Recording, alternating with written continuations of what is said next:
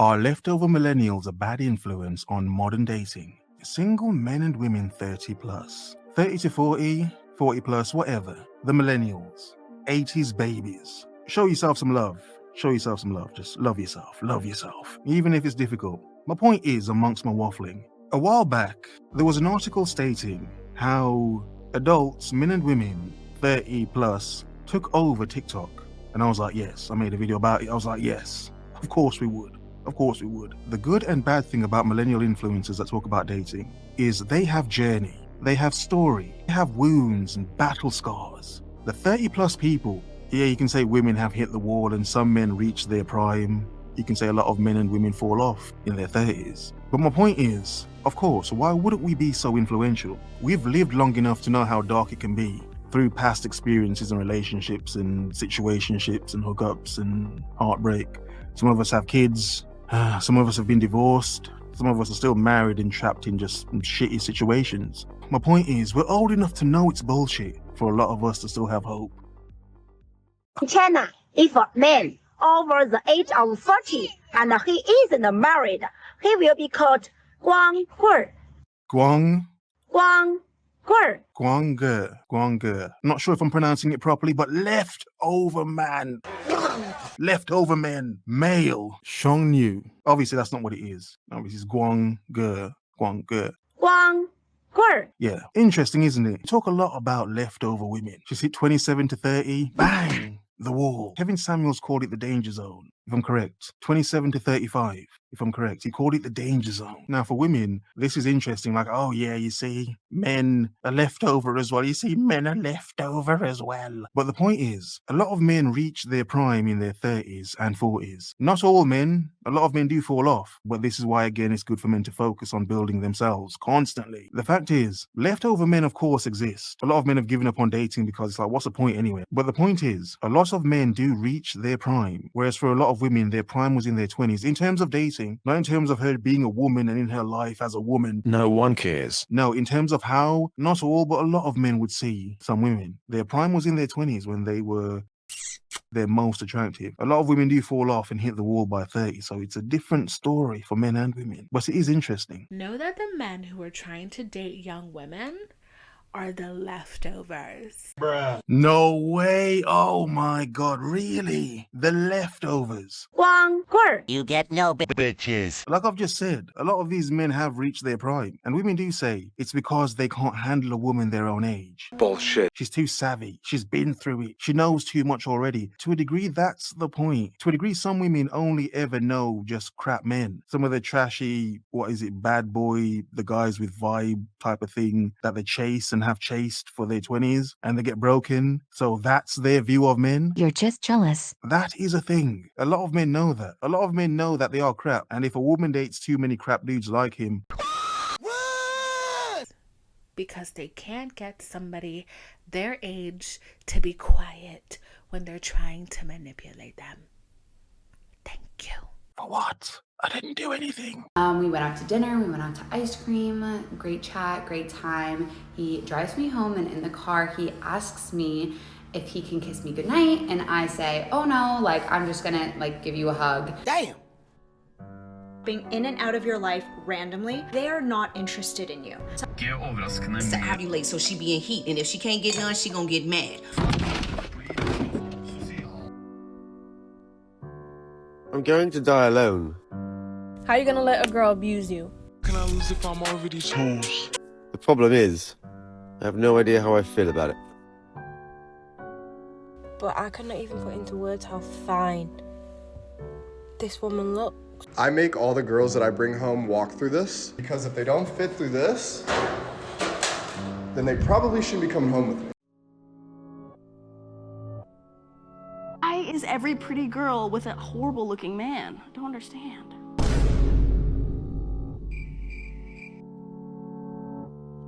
Some motherfuckers are always trying to ice skate uphill. Since the date. And so these roses now mock me in my apartment. They are very pretty. You want to know why I like to show cleavage? Because it's not because I want attention. It's not because I want men looking at me. I've been seeing this a lot on social media, and it irritates me, and I know it irritates other people, and that is this new tipping culture or expectation. When I say pay attention to the type of women a man has dated before you, I genuinely mean it, and let me tell you why. Go on. If a man has dated women before you that are not bad, not getting money, not having their way, flat out, he's just not going to know what to do with you. So, in other words, if you've dated some low quality, not attractive, broke chicks, some brokey chicks, then as a man, you would not know what to do with a baddie of a woman. Oh my God! Yeah, sure. But to her point, that is my point as well. The older you are, to some degree, for some people, obviously, you do kind of stack up some bodies, both men and women, you know? Bodies! I just noticed, is that Lord of the Rings on her arm? She's got the one true ring on her arm. Oh, I get it. Oh, I get it. Okay, back on topic. But the point is, people in their 30s and 40s who date have stacked up enough information on the opposite sex. They know a decent amount, not to be swayed and manipulated, but also maybe to be a bit too cautious as well. But to her point about baddies, a decent amount of men have dated very attractive women, and it's like, yeah, there's a reason some men still cheat on very attractive women with less attractive women, because that less attractive chick, yeah, Jesus Christ. Magic box. Yeah, I'm just saying. Some chicks think they're too pretty to get nasty, and like, you wish. He's going to be used to dealing with the type of women who are just happy to be there, happy to sit down, happy to shut up, happy to accept the bare minimum because they really can't do nothing. They don't even realize that as a woman, you are always surprised. That is bullshit. Really? Really? As a woman, you are always surprised. To a man that has a lot of options and gets a lot of women, how is a woman the prize to him or men like that? Or even men that have a lot of options in women? No. You can say maybe, you can say in some cases for some men that overvalue certain women and put them on a pedestal, yeah, to those men, women are the prize. That is so lame. But the point is, as a man, you have to know you're the prize, regardless of what a woman says. As a man, you have to know, regardless. They're just happy to be in this man's presence. They feel lucky. As it should. It's hard being a man's first bad B. But that is the gall and the massive ovaries of some women to assume that they're a man's first bad B. Just because you're a pretty woman, what does it mean? It means you're very good looking. A lot of men want you, but as too many men know, being close to it doesn't always mean it's going to be good. Because he really just don't know what to do with you. He won't know what to do with you. He won't know how to do all of the simple things that it takes to uphold having a real bad BITC as his woman. Admittedly, some men may struggle. They may feel insecure and think she's too good for him, or that he can never get anything better. Or some men just think, damn, if I can get one, I can get another one. Yeah, and so, yeah, whatever. You gotta pay attention. In saying that, a lot of millennials are ignorant as aren't they? Let me tell you the real reason why I hate dating apps so much / dating in general. There is something so different about meeting someone in the wild versus meeting them after having met them on an app and texting them for 2 weeks. Because when you meet someone in the wild, you are getting a sense of who they genuinely are as a person without the added pressure of it being a date. You can see how they act around other people, and it's so much easier to gauge whether your energies align. Good point. However, in modern times, a certain amount of people don't want to leave their house to interact with other people. Both men and women are just, I'm not doing this. Nope. So going on the internet to, meet people, it's easy for a lot of people that, don't want to go out. A lot of millennials are introverts. Some probably weren't. Some were probably extroverts and they got scarred so much that they became introverts.